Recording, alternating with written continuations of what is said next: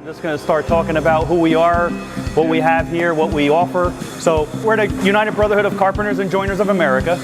Commercial carpenters are primarily the bulk of our organization. Underneath that is specialty crafts. One of them is millwrights. That's the shop that we're in right now. Millwrights, they're basically, the best way I could describe it is like a field machinist.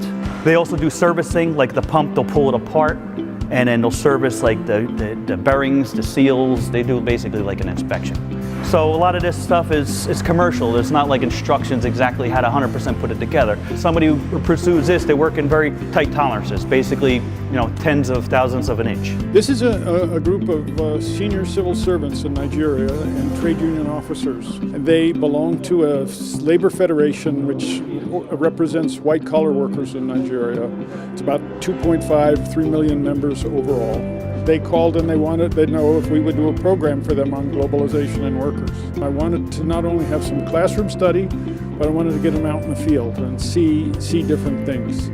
So this was one of the building had just opened, and it seemed like a prime spot for them. So I was very interested in doing that. Right now we have apprentices out there. They're serving a 5-year apprenticeship. Over the course of each year, they do 200 hours of a total of 1,000 hours. They collect unemployment for the week while they're here. They learn a trade, and then come to the end of this week, hopefully if the economy is working out well and things are going, they'll go back out in the field and then go to their respective job sites. That's kind of what you're going to see throughout here. How do they get jobs? The council reps, which are, there's a couple here, they're basically, it's called their job to seek employment. So the contractors sign an agreement with the union. So when they have a demand, they're going to work on a job and they need a workforce, we supply the skilled workforce. If they're going to get paid a lot of money, we got to put a good product out there, and that's our members. This area right here is our framing area. We do hip roofs, they do valleys, they do stair layouts, basically all traditional wood framing, as you would say. Basically how it works, the classrooms are all along the far wall over there. They get instruction in the classroom, maybe some video, maybe a little PowerPoint presentation. They get a project sheet and they come out and they build it. Then the instructor goes around, they get hands-on experience with actually building the product and the material.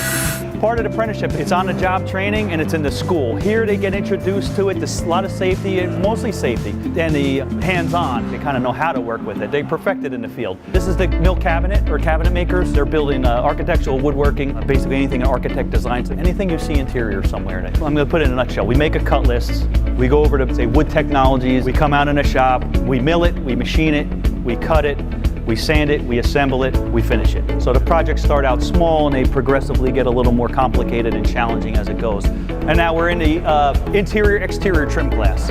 So this is mostly, when somebody thinks of a carpenter, this is more what they do. This is what we do, but it's more on the refined end of it. This is another specialty craft. These are the floor layers. They do different types of flooring products. Tile product, they do sheet products, they do carpet, they do hardwood floors.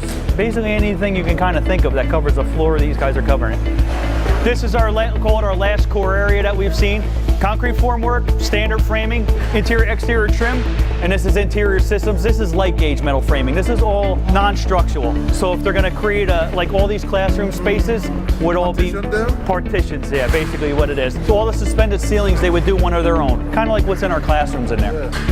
So any of that stuff, we hang doors, we do the trim, we do the hardware. All the way across. The group, clearly this was a very impressive operation to them, and they were immediately interested in taking both with the quality of the operation and with the educational program itself.